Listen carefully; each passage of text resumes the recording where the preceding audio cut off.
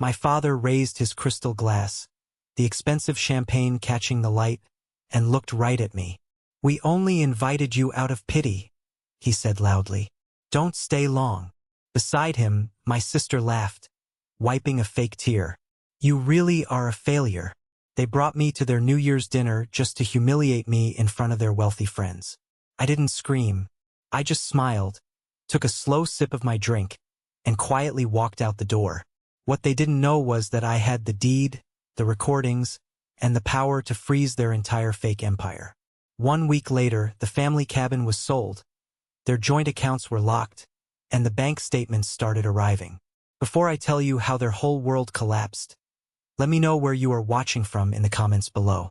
I was sitting on the floor of my cramped Boston apartment, surrounded by stacks of yellowed archival documents. The radiator in the corner was clanking rhythmically, fighting a completely losing battle against the bitter December wind that was rattling the single-pane windows of my living room. My hands were dry and cracked from handling centuries-old paper all day at the museum, where I worked as a provenance researcher. It was a job I deeply loved, a job dedicated to protecting history and ensuring stolen artifacts were returned to their rightful owners. But my family never missed an opportunity to remind me that my salary barely covered the rent in a decent zip code, let alone afforded the luxury lifestyle they believed was our birthright. I reached for my mug of black coffee, my eyes burning from staring at the fine print of an 18th century shipping manifest, when I heard the sharp, metallic snap of the mail slot on my front door. A small pile of letters hit the entryway floor with a soft thud. I pushed myself up, my knees popping slightly in the cold apartment, and walked over. Amidst the brightly colored junk mail flyers and a past-due electric bill was a thick, cream-colored envelope. I recognized the heavy, expensive cardstock immediately. It was the exact kind of textured paper that people with old money use when they want their cruelty to look perfectly elegant. There was no handwritten address, no personal touch at all. Just my name, Claire Holloway, printed in crisp, black, machine-generated calligraphy. My stomach tightened into a hard knot. I didn't even need to open it to know what was inside, but I slid my thumb under the thick wax seal anyway. It was an invitation to the Holloway family's annual New Year's Eve dinner at the Connecticut estate. There was no personal note attached. "No, hope you are doing well, Claire. No, we miss you." Just the location, the time, and a strict formal dress code printed at the bottom. I stared at the heavy cardstock, feeling a familiar, heavy ache settle deep in my chest. My body remembered the anxiety of that massive house long before my mind caught up. That house, with its towering glass conservatory, imported marble floors, and perfectly manicured hedges, had a way of smiling at you while quietly sharpening a hunting knife behind its back. I walked over to the small kitchen counter, tossing the invitation next to the sink. I told myself I wasn't going.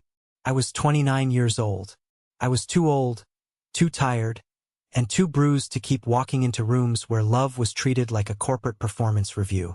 Leaning against the cold laminate counter, I closed my eyes, and the memories I usually kept locked tightly away in the back of my mind started bleeding through. 3 years ago, my life had completely unraveled. I went through a brutal, emotionally devastating divorce. My ex-husband, a rising investment banker whom my father absolutely adored and treated more like a son than he ever treated me like a daughter, had decided he wanted a new life. He wanted a life with his much younger, much less opinionated executive assistant. The separation was entirely one-sided, a sudden, violent eviction from my own life and the home we had built together. But the hardest part of that entire nightmare wasn't losing him. The hardest part was the vicious custody battle over our golden retriever, Buster. Buster was the only pure, genuinely good thing in that house, my constant shadow and my only source of comfort during the darkest, loneliest months of my failing marriage. During the legal proceedings, I was an absolute wreck, emotionally drained and financially stretched incredibly thin by lawyer fees. I turned to my family for support. I needed my father to help me secure a decent attorney who wouldn't be bullied by my ex-husband's high-priced legal team. I needed my sister to stand by me in the courtroom. Instead, My father invited my ex-husband to play a round of golf at his exclusive country club the very week the divorce papers were filed. I remember standing in my father's pristine, mahogany-paneled study, tears streaming down my face, begging him to help me keep Buster. My father didn't even bother to look up from his glowing laptop screen. He just adjusted his gold Rolex watch, sighed heavily as if I were a massive inconvenience, and said, "Claire, be reasonable for once in your life. He has the large house with the fenced yard. You're moving into a tiny, depressing apartment. Don't be selfish. Besides, causing a massive legal scene over a dog makes the family look highly unstable to our investors." My own family sided with the man who broke my heart, simply because he looked better on paper and had a higher net worth. They let me lose my dog to protect their pristine social standing. The betrayal was a physical, heavy weight I carried every single day since. After that, I retreated completely. I moved to Boston, threw myself entirely into my museum research, and built a quiet, small, fiercely independent life where no one could ever hurt me again. The only person in that entire bloodline who had ever truly loved me without conditions, without requiring me to prove my worth, was my grandmother. She was the Holloway matriarch, a woman made of absolute iron and quiet grace, who saw right through my father's desperate obsession with wealth and my sister's hollow vanity. When she passed away 2 years ago, the funeral was a grand, theatrical production entirely staged by my father to impress his wealthy business associates and local politicians.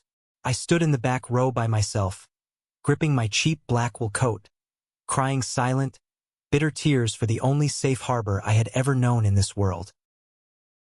A week after the funeral, the estate lawyer called me into his high-rise office for the formal reading of the will.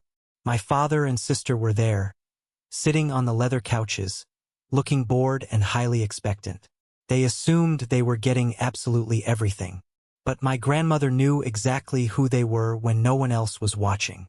To my father, she left some standard liquid assets. To Vivian, she left her extensive collection of vintage jewelry. But the bulk of her true legacy, the sprawling, beautiful, deeply secluded property in Vermont, the rustic cabin by the lake where we had spent every single summer of my childhood, she left entirely to me. It was a massive inheritance, not just in financial value, but in deep emotional weight. My father was absolutely furious. The veins in his neck popped. He tried to aggressively contest the will right there in the office, claiming I wasn't financially responsible enough to manage such a large property on my meager museum salary. But the paperwork was absolutely ironclad. Over time, because I lived in Boston and the cabin was 4 hours away, and because I was simply too exhausted to fight their constant badgering, a silent, unspoken arrangement fell into place. I held the legal deed, but my father and sister basically took over using the property. They treated it like their own private, exclusive resort, completely ignoring the deeply inconvenient fact that my name was the only one on the legal documents. I opened my eyes, looking at the New Year's invitation sitting on my cheap counter. Why did they even bother to invite me? I knew the real answer. It wasn't because they missed me or wanted family unity. It was because the perfect Holloway family portrait looked incomplete without the struggling, eccentric daughter standing in the background to make everyone else look brighter and more successful by comparison. I gripped the edge of the counter tightly. A small, pathetic, deeply ingrained part of me still hoped. Maybe this time they just wanted a peaceful dinner. Maybe time and distance had finally softened them. Maybe I could just drive down, sit quietly in the back, eat my overpriced food, and go home without suffering a major emotional scratch. I walked into my small bedroom, pulled a simple, well-tailored black dress from the very back of my closet, and laid it carefully on the bed. I was going, but I promised myself as I zipped up the dress and pinned my hair back tightly against my scalp to look presentable, that I would absolutely not let them see me bleed this time. The drive down to Connecticut was long, dark, and bitterly cold. The heater in my 10-year-old Honda Civic struggled to keep the chill out as I drove down Interstate 84. By the time my tires finally crunched onto the long, sweeping, perfectly raked gravel driveway of the Holloway estate, the sky was a deep, bruised winter blue. The massive main house loomed in the distance like a fortress, but the real centerpiece of the night was the conservatory. A massive, custom-built glass and iron structure attached to the west wing.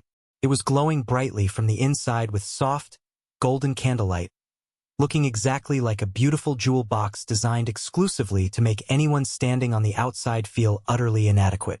I parked near the back, avoiding the line of luxury SUVs and imported sports cars, and walked up the stone steps. I handed my coat to a silent, white-gloved member of the catering staff at the heavy oak front door.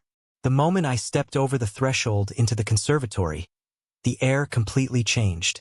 The physical scent of the room hit me first, a heavy, intoxicating mix of expensive fresh pine garlands, roasted rosemary from the kitchen, melting beeswax candles, and the sharp, clean citrus of the dozens of potted orange trees lining the glass walls. It smelled exactly like generational wealth, and it smelled like 100 terrible childhood memories. There were about 20 or 30 people standing in the room. Business partners, local politicians, and wealthy socialites holding crystal flutes of imported champagne, their voices blending into a low, polished, highly practiced murmur. I stood near the entrance by a large fern for a brief second, closing my eyes and trying to steady my breathing before stepping into the line of fire. Then the invisible shift happened. It always did. The collective, subtle realization rippling through the room that the family outsider had finally arrived. My father, Richard Holloway, was standing near the massive, roaring stone fireplace. He held a heavy crystal tumbler of amber liquid, wearing a custom-tailored charcoal suit that fit perfectly over his rigid, commanding frame. He was holding court, telling a loud story to two younger men who were nodding with eager, desperate enthusiasm, hanging on to his every word. Beside him stood my younger sister, Vivian. She was draped in a backless cream silk designer gown, her blonde hair falling in perfect, effortless waves over her shoulders. She practically glowed with the arrogant, untouchable confidence of someone who has never once been told no in her entire life. Vivian spotted me first. Her eyes immediately dragged over my plain, sensible black dress, calculating its exact retail cost and finding it severely lacking in a fraction of a second. A brilliant, highly poisonous smile stretched across her perfectly painted face. "Ciele?" she called out, intentionally stretching my name out just enough to make it sound like a tedious inconvenience. "You actually came. We were taking bets." I forced a tight, polite smile, keeping my shoulders back, and walked toward them. "Invitations usually imply that you should show up, Vivian." "Good," my father said, cutting in smoothly before Vivian could respond. He gave me a slow, highly assessing look, starting from my practical, low-heeled shoes and ending at my unadorned neck. For a moment, I thought living in Boston had finally taught you how to avoid unwinnable situations. You look very comfortable, Claire." He didn't yell. My father never yelled in public. His absolute specialty was the quiet, surgical, smiling strike. It was textbook gaslighting wrapped perfectly in a compliment. Vivian laughed softly, a high, tinkling, musical sound that explicitly signaled to the wealthy guests around them that I was the punchline of an inside joke. "I'm perfectly fine, Dad," I said, keeping my voice incredibly level despite the heat rising in my cheeks. "We were just talking about Vivian's massive new promotion," my father said, turning his back slightly to me, redirecting his attention to his captivated audience, dismissing my presence entirely. "Director of Strategy for a global wellness brand. She truly understands value. She understands exactly how to project success to high-net-worth clients." He looked over his shoulder at me, his eyes cold. "How are things down in the dusty basement of the museum, Claire? Still digging through dead people's moldy paperwork? I certainly hope that government salary is finally enough to fix the broken heating in your apartment." A few of the guests chuckled nervously into their champagne glasses, their eyes immediately darting away to the floor to avoid direct eye contact with my public humiliation. My jaw locked tight. I dug my fingernails deep into the soft palm of my hand to stop them from shaking. "Provenance research is incredibly important," I said, my voice steady despite the massive hammer beating wildly in my chest. It stops stolen art and forged history from being sold to museums. Vivian sighed loudly, taking a very delicate sip of her champagne. That always sounds so incredibly noble when you say it fast, Claire. But let's be entirely honest with ourselves. It's a cute hobby, not a real career. Dinner was formally announced shortly after by the head butler. The long dining table was an absolute masterpiece of intimidation. Heavy white linen, heavy antique silver cutlery, and low, flickering candles that forced everyone to look directly toward the center, where my father sat at the head like a medieval king surveying his lesser subjects. I was intentionally seated near the very far end, sandwiched between an elderly, half-deaf board member and a silent, terrified junior executive who looked like he wanted to disappear. The first hour and a half was a grueling masterclass in performative affection. Course after course was silently served by the staff: seared scallops, roasted duck, winter root vegetables, while the entire table was forced to listen to my father and Vivian endlessly stroke each other's massive egos. Then came the dessert service. A rich, dark chocolate tart was placed in front of each of us. The wine had been flowing very heavily all night, and my father's face was slightly flushed. He leaned back in his heavy, carved oak chair, tapping his silver spoon against his china coffee cup to instantly command the table's attention. Absolute silence fell over the room immediately. He looked down the long, intimidating expanse of white linen, his cold eyes locking directly onto mine. You know, he started, his voice carrying easily and clearly over the soft jazz playing quietly in the background. I have to make a bit of a confession to all of you tonight. He gestured toward me with his half-empty wine glass. We only invited Claire out of pity. The room went completely, terrifyingly dead silent. The clinking of silver forks stopped mid-air. The junior executive sitting next to me literally froze, his breath hitching. My father smiled, a completely cold, empty, terrifying expression. I told Vivian earlier today, it would look absolutely terrible if we started the new year without including her at least once. After all, every family has one child who severely struggles to find their footing in the real world. One child who mistakes aimless drifting for independence. The silence stretched out, sharp, heavy, and suffocating. Then, a few guests, completely unsure if they were allowed to be horrified by a billionaire's cruelty, offered nervous, scattered, compliant laughter. It was the sickening sound of social survival. Vivian leaned forward aggressively, resting her bare elbows on the expensive table, her eyes shining with pure malice. "Don't stay long, Claire," she said smoothly, her voice sugary sweet but heavily laced with pure venom. "I know this high level of success must be absolutely exhausting for you to witness up close. Doesn't it ever embarrass you? Walking into rooms like this and knowing deeply that you'll never be the person anyone is actually waiting for." I sat perfectly still. The blood roared violently in my ears. I looked slowly at the wealthy faces around the table. No one was intervening. No one was defending me. They were all willingly watching a blood sport, and I was the designated prey. In fact, Vivian continued loudly, turning her complete attention to a wealthy, older client sitting to her right, completely dismissing me again. "I'm hosting a massive, highly private retreat for our top influencers next month at the family cabin in Vermont. It's the perfect backdrop for our new wellness campaign. The rustic, authentic aesthetic is incredibly on trend right now for our demographic."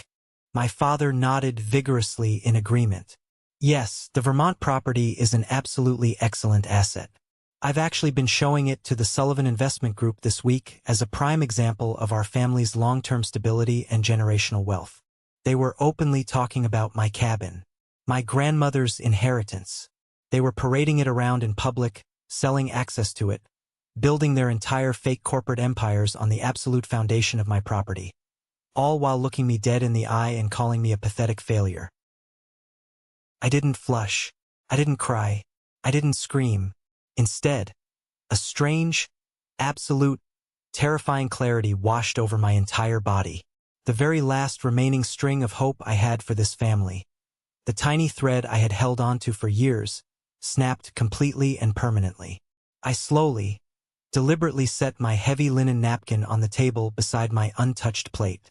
I picked up my crystal water glass, took a slow, incredibly deliberate sip, and set it down on the table without making a single sound. "Excuse me," I said quietly, my voice slicing effortlessly through the heavy tension in the room. I pushed my heavy chair back and stood up. I didn't wait for a response. I turned my back on all of them and walked out of the dining room with my spine completely straight. I didn't immediately go to the front door to retrieve my coat. Instead, I walked down the long, heavily carpeted hallway and slipped silently into the estate's massive library. It was the only room in this entire terrifying house I had ever genuinely liked. The walls were lined with floor-to-ceiling mahogany bookshelves, and the air smelled deeply of old paper, lemon polish, and aged leather.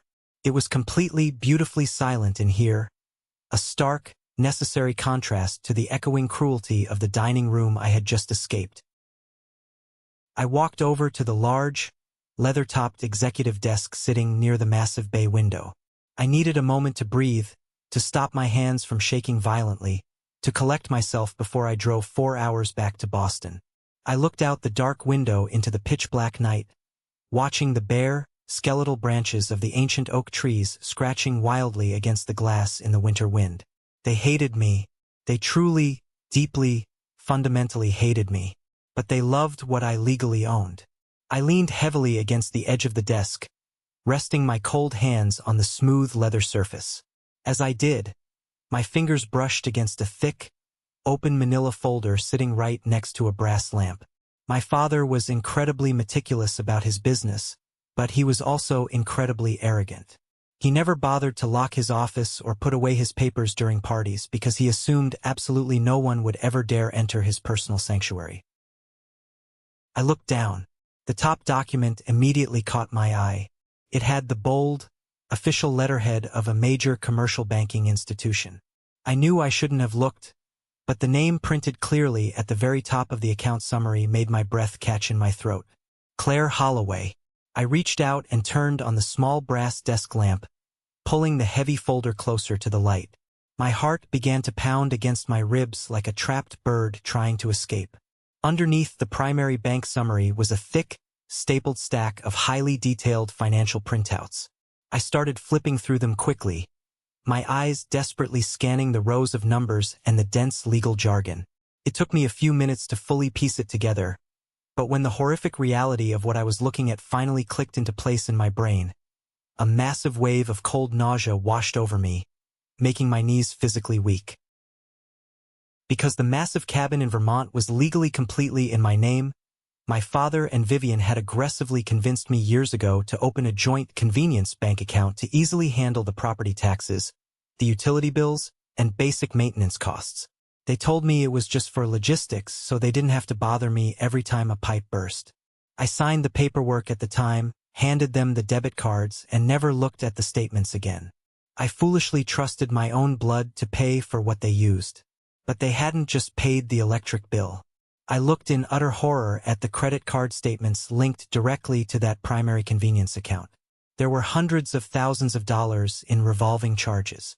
High-end catering services in New York, private black car services, luxury hotel stays in Europe, expensive spa treatments. Vivian was literally running her entire corporate influencer hospitality budget directly through my personal account to completely hide the massive expenses from her company's strict oversight board. She was committing corporate fraud using my name as a shield. Worse, much worse, I found a secondary, highly confidential file tucked underneath. It was a drafted, near-final proposal for a massive, multi-million-dollar commercial loan my father was desperately trying to secure for his failing global logistics company. He was secretly bleeding cash. And right there, listed explicitly under the informal collateral and asset stability section of his investor pitch deck, was the Vermont cabin. He was actively using the perceived ownership of my property to project massive financial solvency to his skeptical investors. He was building a massive, fragile house of cards on land he did not legally own. There was even a legally binding document detailing a massive college fund for my cousin's kids that my father had publicly promised to pay for to look like a hero, which was completely routed through complex lines of credit heavily secured by the equity of the cabin. I gripped the heavy edge of the desk so hard my knuckles turned completely white and ached. They weren't just using the house for weekend vacations. They were actively, aggressively, financially parasitizing me. They were using my clean credit history, my legal ownership, and my quiet, traumatized compliance to fully fund their extravagant, highly fraudulent lives. And then they had the absolute, unbelievable nerve to invite me to a formal dinner just to call me a pathetic charity case in front of their friends. The deep, heavy sadness I had carried for years evaporated in a single, blinding second. It wasn't replaced by explosive, screaming anger. It was replaced by something much more dangerous. Absolute, freezing, terrifying focus. I pulled my cell phone out of my small evening bag and aggressively dialed a number I knew by heart. It rang twice before he answered. "Daniel," I said, my voice completely flat and barely above a whisper. Daniel Mercer was my closest friend from grad school and currently one of the most ruthless, brilliant estate and financial attorneys operating in New York City. "Claire?" He sounded highly surprised. "It's New Year's Eve. Aren't you currently suffering at the Snake Pit in Connecticut?" "I am," I said, staring fiercely at the fraudulent financial documents spread across the desk. "Daniel, I need you to listen to me very carefully right now. You remember the Vermont property?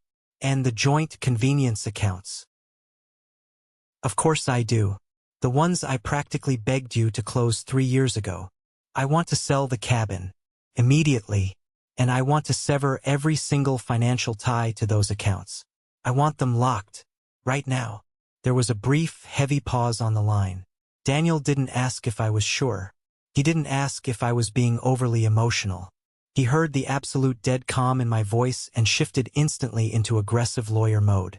"If we move extremely fast, we can initiate a total financial lockdown," Daniel said, the rapid clicking of his keyboard immediately starting in the background. "I have a buyer, Eleanor Price. She's a reclusive author who has been looking for a private estate in that exact area for months. She pays in hard cash and she wants absolute discretion. But Claire, listen to me. If you close those active accounts abruptly tonight, any pending luxury charges they have floating out there are going to bounce incredibly hard. It will trigger a massive, immediate financial shockwave across their entire operation." "That is exactly what I want to happen," I said, staring directly at my father's arrogant signature on the highly fraudulent pitch deck. "I don't want to just cut them off gently. I want the entire ground to fall out from under them." "Give me the verbal authorization to execute," Daniel said. "Do it. Activate the blind trust. Lock it all down. Done. Happy New Year, Claire. Give them hell." I hung up the phone. I looked at the documents one last time, carefully making sure they were placed exactly as I had found them so he wouldn't suspect a thing, and turned off the desk lamp. I stood in the dark library for a moment. My hands were no longer shaking at all. I opened the settings on my phone, tapped the voice memo app, and hit the bright red record button. I slipped the phone screen down into the side pocket of my black dress. It was time to go back to the party. I walked slowly back down the long, shadowed hallway, my heels clicking softly and rhythmically against the expensive hardwood floor. I didn't feel like the same weak, frightened woman who had arrived an hour ago. The heavy, suffocating coat of guilt and the desperate, pathetic need for their familial approval had been permanently left in the dark library. I felt incredibly light. I felt incredibly dangerous. I stepped back into the bright dining room. The formal dinner was finally winding down. The wealthy guests were leaning back in their comfortable chairs, sipping strong espresso and laughing loudly at another one of my father's boastful stories. Vivian was carefully touching up her bright red lipstick, looking entirely bored with the people around her. They hadn't even noticed I was gone. They truly, arrogantly believed I had just retreated to a bathroom to cry quietly in a stall, exactly as I was supposed to do. I walked straight over to my empty chair, but I didn't sit down. I reached out, picked up my small evening bag, and slung the delicate gold chain over my shoulder. My father stopped his story mid-sentence and looked up at me, an incredibly annoyed frown creasing his forehead. There you are. We honestly thought you had fled back to your little apartment in Boston. Are you leaving before the midnight toast? I am, I said, my voice incredibly clear and carrying easily across the sudden, heavy silence of the room. But before I go, I wanted to quickly let you know about a major decision I've made regarding my personal assets. Vivian paused, her expensive lipstick tube hovering right near her mouth. She let out a short, highly condescending laugh that echoed in the room. Your assets? What are you talking about, Claire? Are you donating your heavily used car to charity? I looked directly at her, holding her gaze with absolute, unblinking intensity until her arrogant smile slowly started to falter. I'm selling the Vermont cabin, I said completely flatly. If I had pulled a weapon and fired it directly into the expensive crystal chandelier, the physical reaction in the room couldn't have been more violent. Vivian dropped her lipstick in shock. It rolled across the pristine white linen tablecloth, leaving a bright, ugly red smear. My father physically recoiled in his heavy chair, his face instantly draining of all color before flushing a dark, terrifying, furious purple.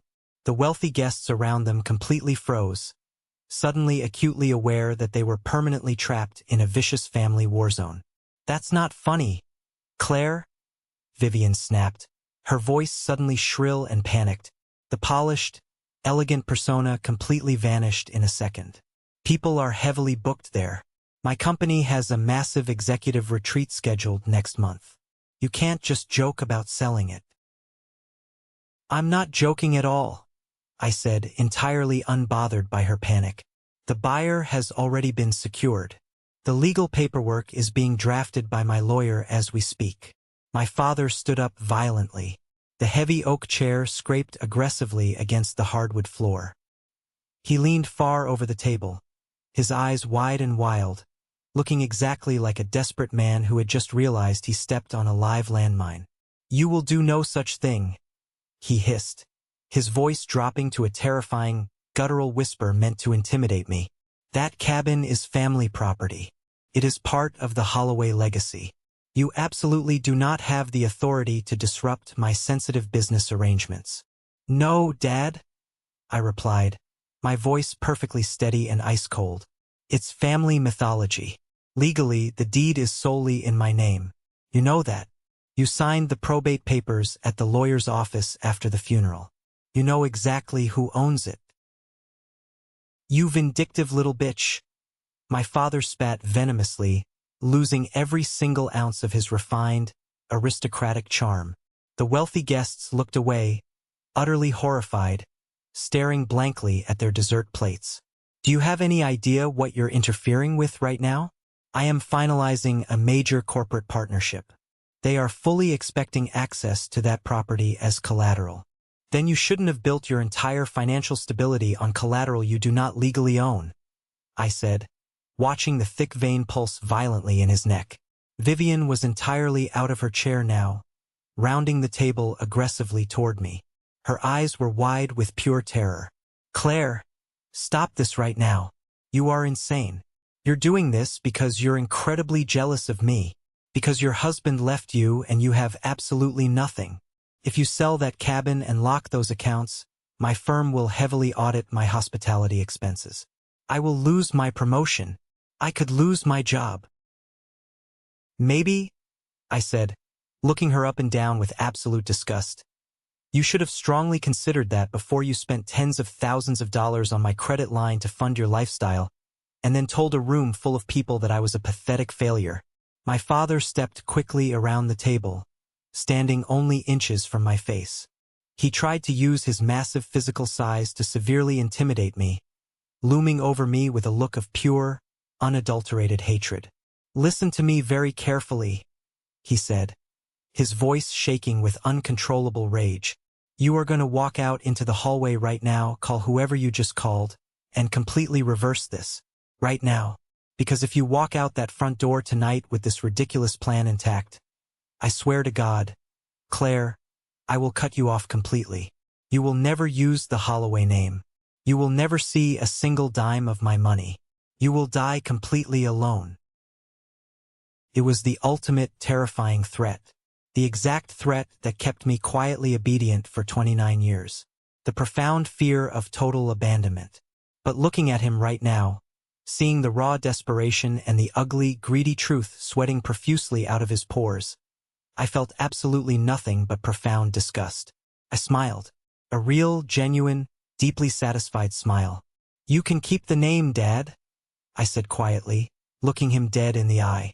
"I'll keep the deed. And I'll keep the money." I turned firmly on my heel and walked out of the dining room. I didn't run. I took my absolute time. I walked out the heavy front doors of the conservatory and into the freezing, beautiful winter night. The cold air hit my face, clean and incredibly sharp. I reached deep into my pocket, pulled out my phone, and stopped the recording. 8 minutes and 42 seconds of my father and sister explicitly threatening me, openly admitting to using my property for unapproved business leverage, and confirming their full knowledge of the joint accounts. I got into my cheap car, started the engine, and drove slowly down the long gravel driveway. I didn't look back in the rearview mirror a single time. The war was officially declared, but they didn't even realize they had already catastrophically lost. The first morning of the new year arrived in Boston with a bitter, freezing wind that rattled the single-pane windows of my small apartment. Normally, a gray winter morning like this would make me want to pull the heavy covers over my head and hide from the world. But today was entirely different. For the first time in 29 years, I did not wake up with a heavy, sinking feeling in my chest. I did not wake up wondering what my family thought of me, or worrying if I was going to be the target of another passive-aggressive joke. I woke up feeling completely, undeniably awake. The morning after the disastrous New Year's Eve dinner, I did not shed a single tear. I did not pace the floor. I did not pick up my phone to apologize for causing a scene. Instead, I walked into my tiny kitchen, made a strong pot of black coffee, and sat down at my scratched wooden dining table. I opened my laptop and prepared to finalize the complete, systematic dismantling of their financial safety net. True revenge is rarely loud. It isn't found in screaming matches, dramatic television confrontations, or throwing drinks in people's faces. True, lasting power is purely administrative. It lives in spreadsheets, signature lines, and banking portals.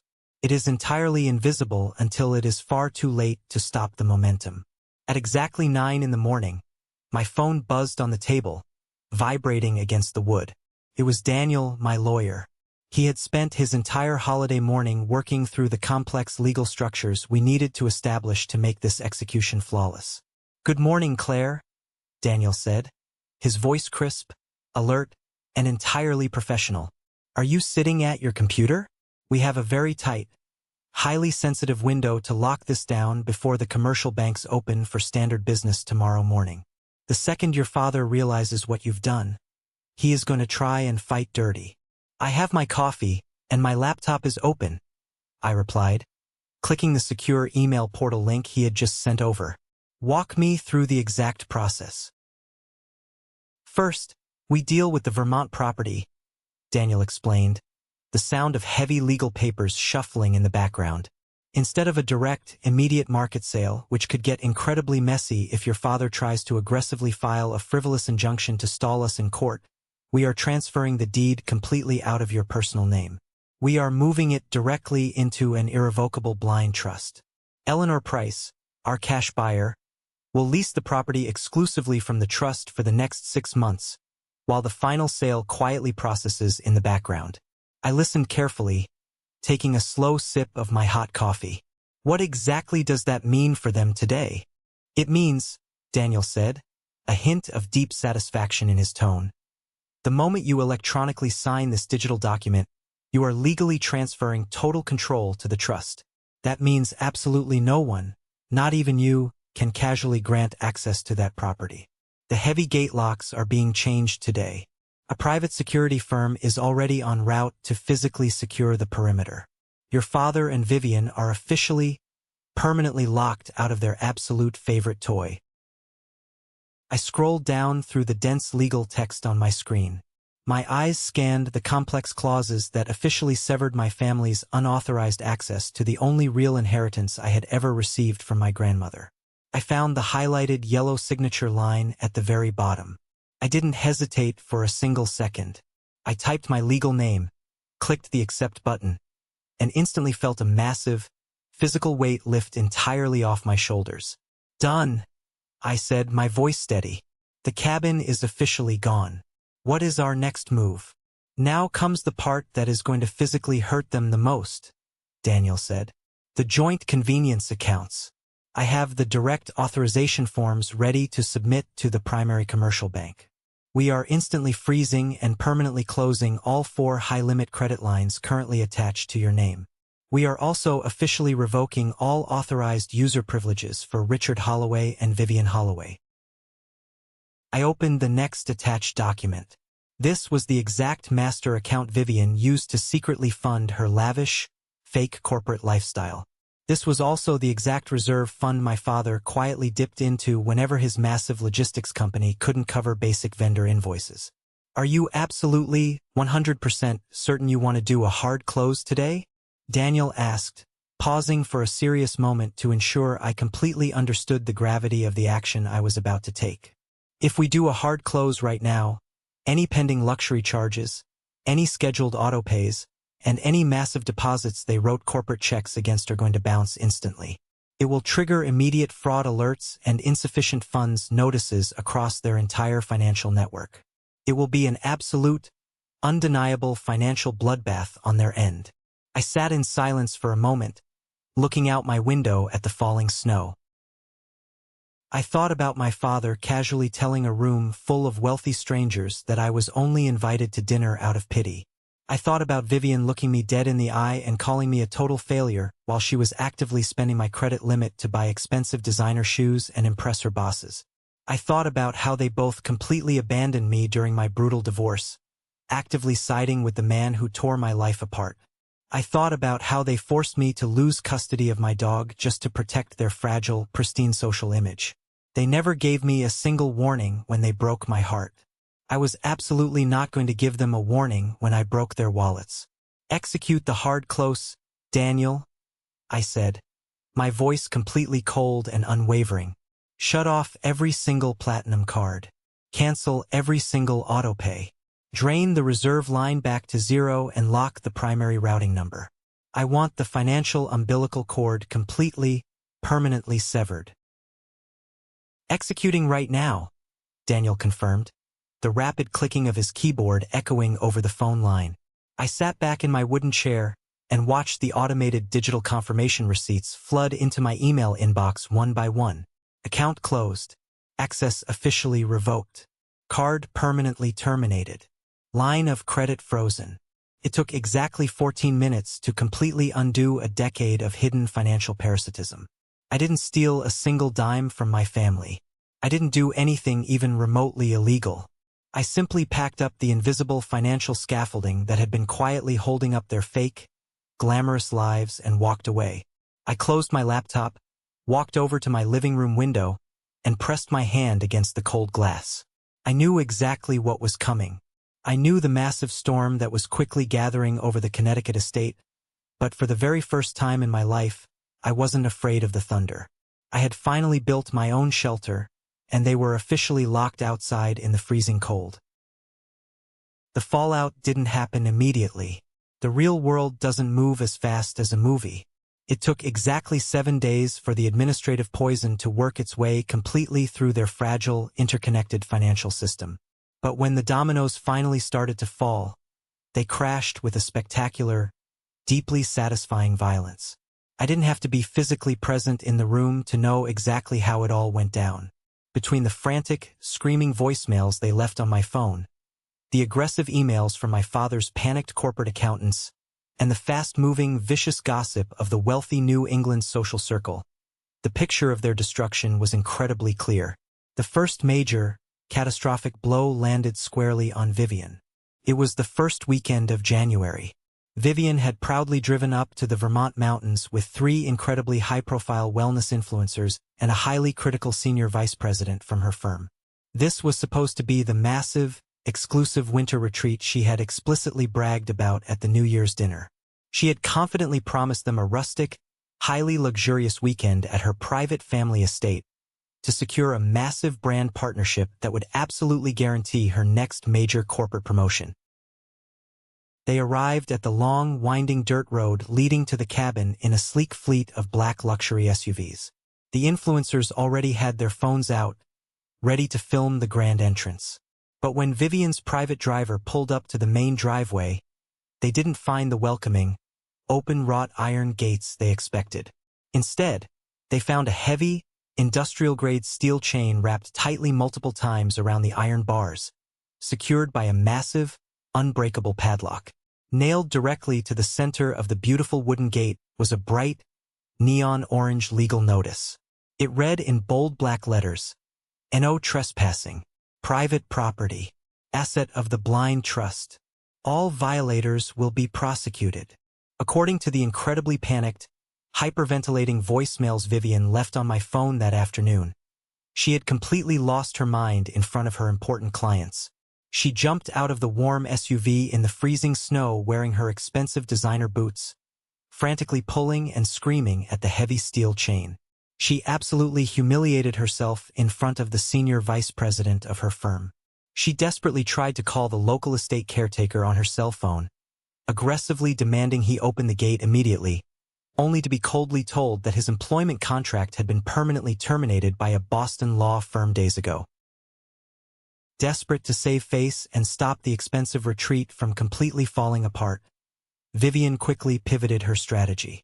She loudly announced to her guests that there was simply a minor clerical error with the estate manager and immediately redirected the entire group to a famous, five-star luxury ski lodge in the nearby resort town. She confidently marched up to the mahogany front desk, booked 4 of their most expensive premium suites, and casually handed the concierge her shiny corporate expense card, the exact card that was directly linked to my now-closed convenience account. The concierge smiled politely and swiped the card. The machine beeped a harsh red. It declined. He politely apologized and tried to swipe it again. Declined. Code. Account permanently closed. Vivian was standing in the busy, crowded lobby of a luxury hotel, surrounded by incredibly wealthy influencers and her direct boss, completely unable to pay for the rooms she had just loudly promised them. She scrambled through her designer purse to use her personal credit cards. But because she spent every single dime of her salary maintaining her fake, glamorous lifestyle, she didn't have the massive available credit limit required to cover a sudden, unexpected $15,000 luxury hotel bill. The highly anticipated retreat was instantly canceled. The influencers were absolutely furious and immediately posted about the highly disorganized disaster to their millions of followers, tagging Vivian's company. Worse, the senior vice president instantly realized that Vivian had been blatantly lying about owning the family property. He also realized she had been actively committing severe expense fraud by running unapproved corporate hospitality charges through an unauthorized, hidden bank account. By Monday morning, Vivian was forcefully suspended without pay. The massive promotion she had desperately bragged about completely vanished into thin air. Her entire professional career was suddenly hanging by an incredibly tiny, frayed thread. But Vivian's humiliating disaster was small compared to the massive financial earthquake currently hitting my father. Richard Holloway always deeply believed he was the smartest, most untouchable man in any room. He had spent the last 3 years quietly bleeding cash from his global logistics company, desperate to secure a massive new round of funding from the Sullivan Investment Group to keep his entire operation afloat. He had built his entire investor pitch on the absolute illusion of massive, untouchable personal wealth. On Wednesday morning, the Sullivan Group's aggressive legal team requested the final, certified proof of personal assets before signing the multimillion-dollar loan agreement. They specifically requested the updated deed and the current market appraisal for the Vermont property that my father had explicitly listed as informal collateral in his pitch deck. My father confidently called his corporate lawyer to pull the public county records, fully expecting to see my name, assuming he could easily bully me into signing over a property lien later that week. Instead, His lawyer discovered that the property had been entirely transferred into an untouchable blind trust. My father had absolutely zero legal connection to the massive asset he had heavily bragged about to a room full of billionaires. He had explicitly lied on a major, legally binding financial document. The Sullivan Group instantly pulled their massive investment offer off the table, citing a complete, fundamental lack of trust and severe misrepresentation of corporate assets. The panic inside my father's corporate office must have been absolute, unadulterated chaos.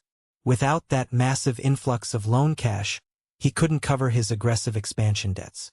He desperately tried to access the secret reserve fund, the convenience account he had forced me to open years ago, to temporarily cover the bouncing vendor checks. But the reserve fund was completely gone. I had drained the remaining balance to zero and permanently locked the routing number. The large checks he had confidently written to his major international suppliers started bouncing hard across the city. Late payment flags triggered massive, crippling interest rate hikes on his remaining corporate lines of credit. The invisible, highly illegal cushion that had always protected his lavish lifestyle was completely vaporized in a matter of days. The official bank statements started arriving at his massive Connecticut estate. They didn't show the massive wealth he constantly projected. Instead, they showed a terrifying, undeniable string of zero balances, reversed payments, and aggressive account closure notices. The fake, arrogant empire he had spent his entire life building on the backs of other people was finally collapsing, and he was the only one trapped inside the burning building. It happened on a cold, heavily rainy Thursday evening, exactly 9 days after the New Year's dinner.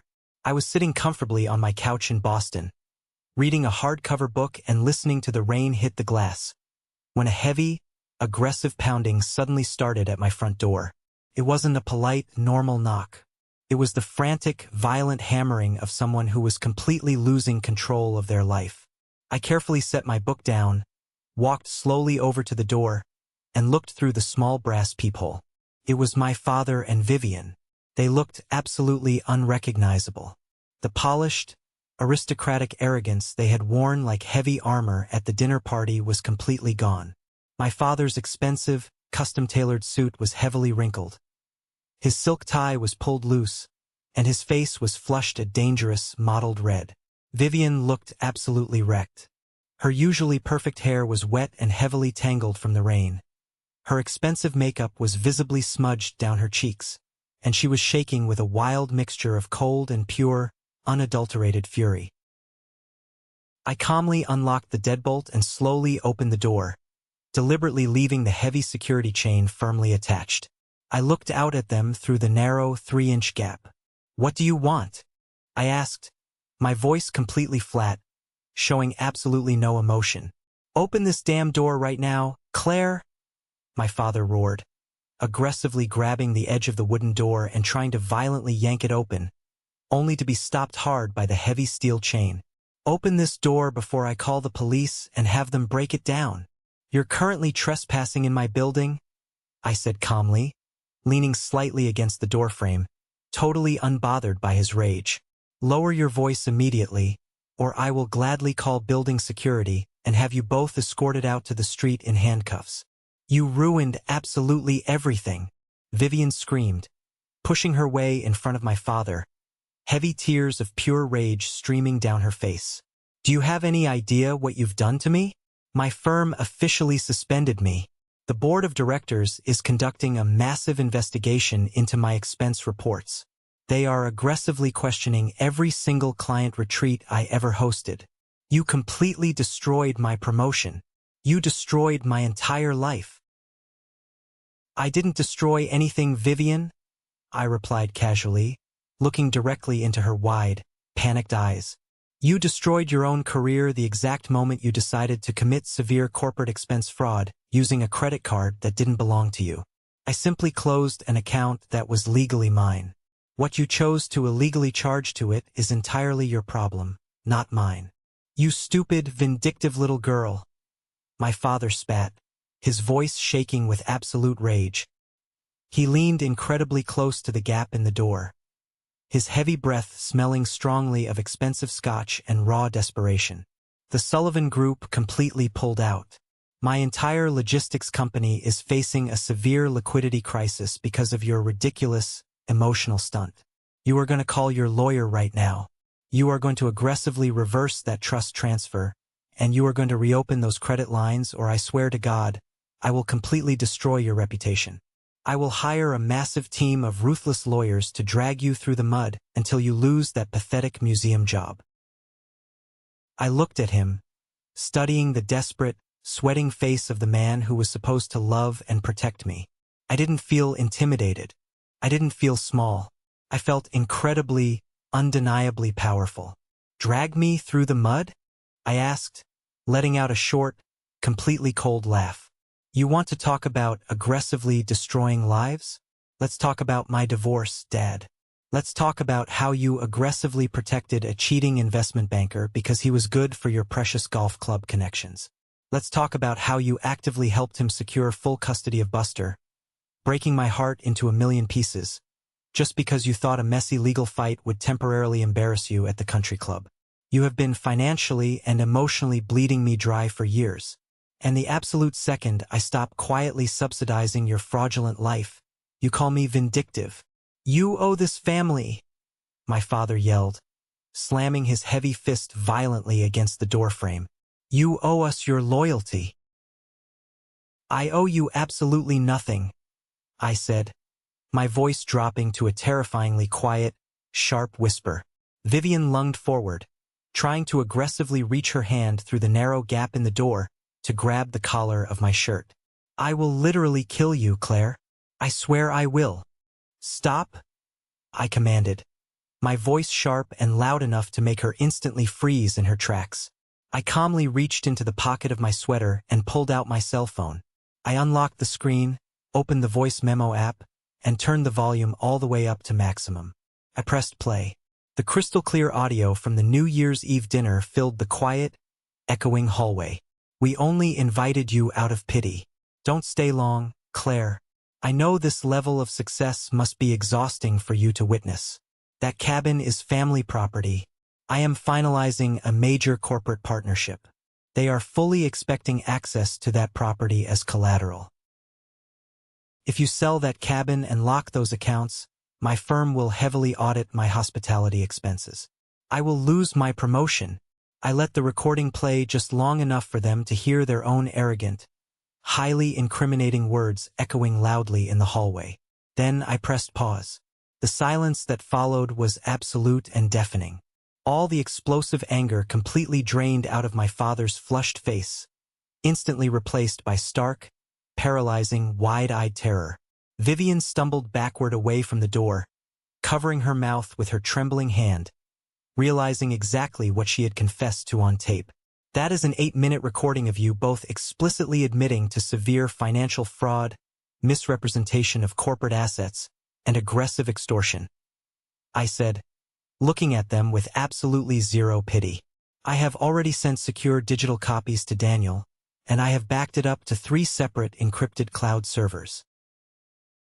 My father opened his mouth to speak, to try and bargain, but no words came out. He looked exactly like a deflated balloon. Here is exactly what is going to happen now, I said, firmly dictating the absolute terms of their surrender. You are going to turn around, walk out of this building, and drive back to Connecticut. You are going to clean up your own massive financial messes without ever using my name again.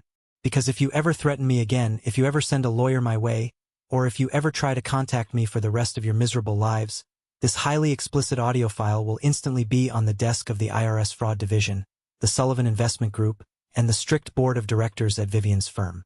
Do you completely understand me? They stared at me, completely and utterly broken. The massive, intimidating Holloway empire had been completely brought to its knees by the daughter they firmly thought was a failure. My father swallowed hard, his heavy shoulders slumping in total, undeniable defeat.